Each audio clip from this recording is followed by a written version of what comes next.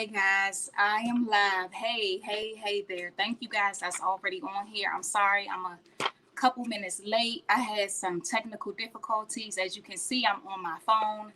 I got a magazine right here. Forgive me, I'm hot because I had some technical difficulties. So I'm on my phone.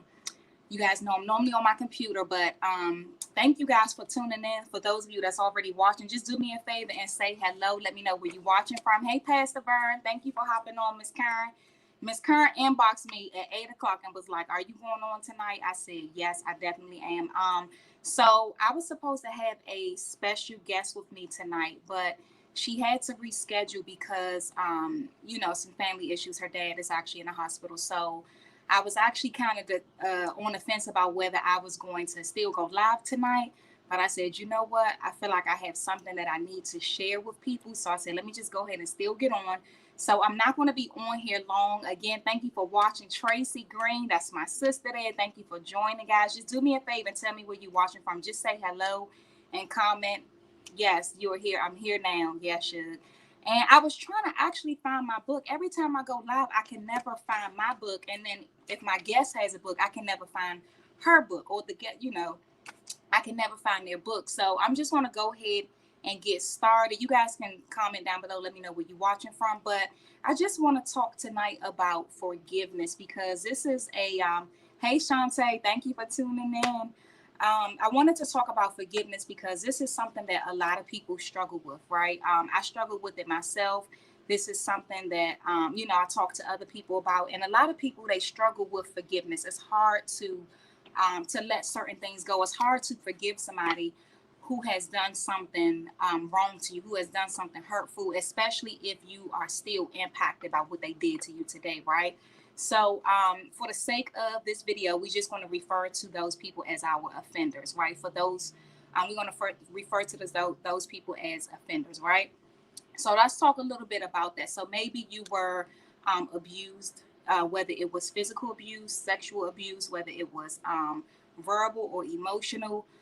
You can probably have some type of impact as an adult. It could have happened as a kid. Many of us has things happen to us at 2, 3 years old that we're still walking around with at 40 years old. And so it's hard to forgive those people. And so many of you know my story. So you guys know that I was physically abused by my sister. My sister is 20 years older than me.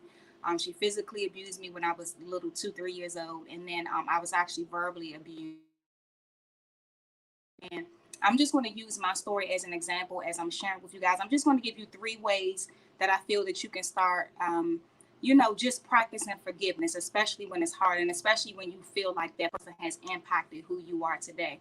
So, and like I said, you guys, y'all know I'm normally on my computer, but I'm on my phone tonight. So you will see me reaching up here a lot. But I want to start with the first thing, right? So the first thing I want you guys to be able to forgive somebody or at least start the process because we know it probably took years for you to build up that resentment or those feelings that you have toward that person, right? It probably took years for that. So it's not an overnight thing. But the first thing that I want you to realize or recognize is that forgiveness is not for them, it is for you. So, and I'll just share this for a few minutes. So I had a patient who wanted to take me out to lunch, and actually that was against the rules. Like we were not supposed to fraternize with patients that we serve and stuff like that. But she was a really nice lady. She was in her 80s, I believe, and she was so nice. Every time she came in, she was a regular patient because I worked in cardiology, and a lot of those patients they came in like every 3 months, and so I was there for 4 years. And so I became, really close with some of my patients. And so she kept asking to take me out to lunch one day. And I finally said, you know what, let's go to lunch. And when we were out at lunch, she talked to me about her dad. Now, mind you, she's in her 80s. If you look at her, you would never know because she was so vibrant, like in better shape than I am, right? And so she was just talking to me about her father.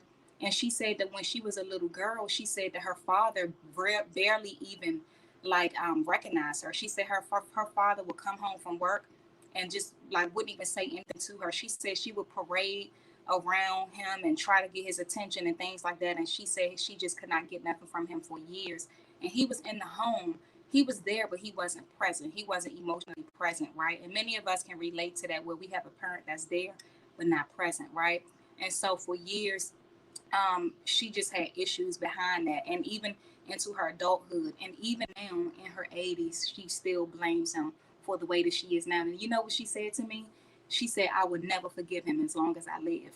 And I'm thinking, when she told me that, I'm like, this lady is in her 80s. Her father, she said, has been gone over 30, 40 years, I think she said. And she said that I will never forgive him. And it made me sad because she just didn't realize how much control her father still had over her, even years later after his death. And so I just talked to her a little bit. I didn't try to convince her. I just pretty much told her, forgiveness is not about you. Forgiveness is not about them. It's about you. It's about you being able to let certain things go, because when someone has control over you, they're able to change your mood. They're able to make you angry. Like, you may say, oh, that person don't have control over me. But if you're holding on to some type of animosity, you're holding on to some type of hurt and anger, that person ultimately still has control over you. So that's one of the first things that I want you to recognize, that it's about you. It's not about them. It's about you letting go of that control that they have over you. It's about you setting yourself free. The Bible says that whomever the Son sets free is free indeed. So I'm not going to let Christ free me, but then I'm still held in bondage by the people that hurt me. I don't care who you are. You're not going to hold me in bondage, right? So a lot of us, we're holding ourselves in bondage when we refuse to forgive those people who hurt us, those our offenders, right? So if you want to write that down, go ahead. But I'm going to go ahead to the next one. Miss Kern said, wow, the truth. Yeah, that's true. Oh, my cousin Mika is on. Hey, Mika. Mika, thank you for watching, Mika. So yeah, it's all about letting it go for you. It's not about them, right? And so the second thing that I want you guys to do, I want you to try to empathize, right? Try to empathize with your offender, right? And when I say empathize, I don't mean, excuse them. So we're not talking about excusing them. We're talking about empathizing. So empathize means to put yourself in their shoes. Empathize means to try to see things from their perspective, right? Look at who your offender is. Look at some of the things that they went through, right? With my sister, so I told you guys, my sister, she's 20 years older than me. My mother had her when she was 15, right? So my mother had me at 36. And so my sister and my brother, they didn't have the type of mother that I had. My mother took care of me. They were in and out of foster care. So I had to put myself in my sister's shoes. When I turned 18, and my sister, she just pretty much cried to me and she apologized for abusing me. And she said, I was the only girl for 20 years. Mommy didn't take care of me. She said we were in and out of foster care. I set up nights wanting my mommy. She wasn't there. So when you came along and she was taking care of you, she said I was jealous. When she told me that, I literally cried, because I just imagine her being that little girl wanting her mommy, right? Because when I wanted my mother when she died, I wanted my mother, but I couldn't have her because she died. So I kept putting myself in my sister's shoes, being that little girl wanting my mommy. And she's not dead. She's not gone. She's not dead. She's just choosing the streets over me.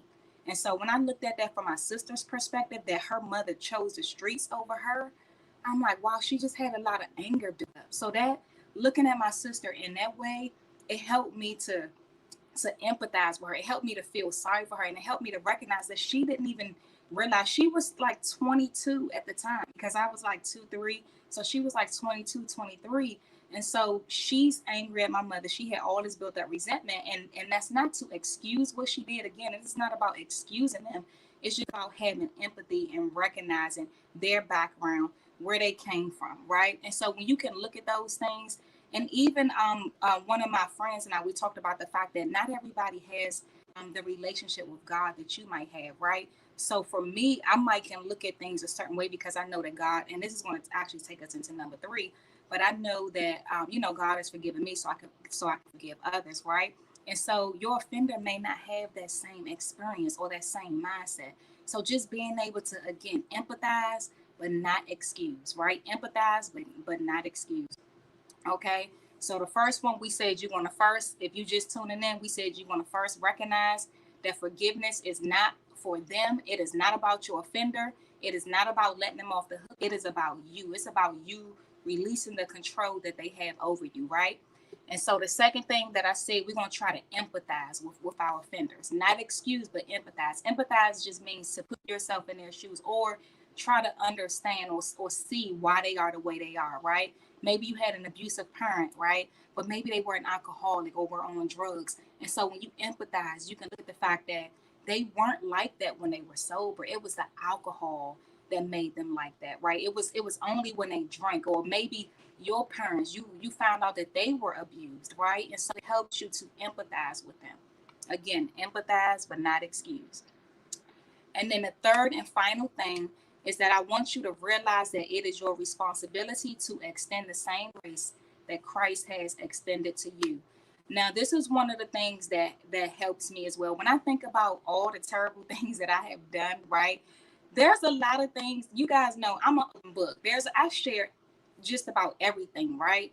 But there are some things that nobody knows. There are some things that nobody will ever know, right? Except me. But guess who knows? God knows, right? But he forgives me. I done did some messed up, nasty, terrible things, and he forgives me.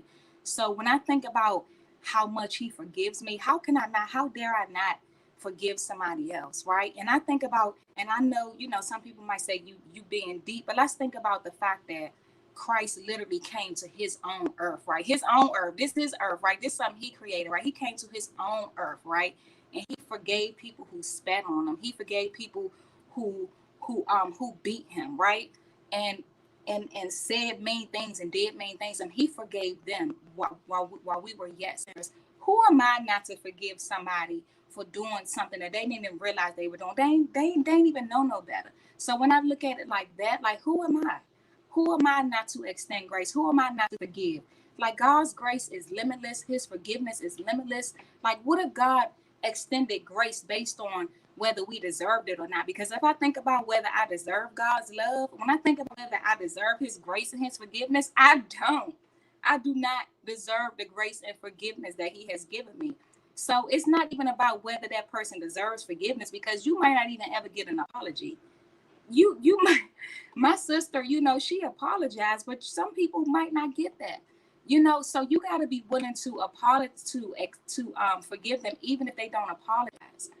And so, but doing that, it requires you to be able to realize that, it's your responsibility to extend the same grace that Christ has extended to you. The Bible says to forgive as you have been forgiven. So that means as you have been forgiven, you need to forgive, right? So that's really all I had for you guys tonight. I told you I wasn't going to keep you long.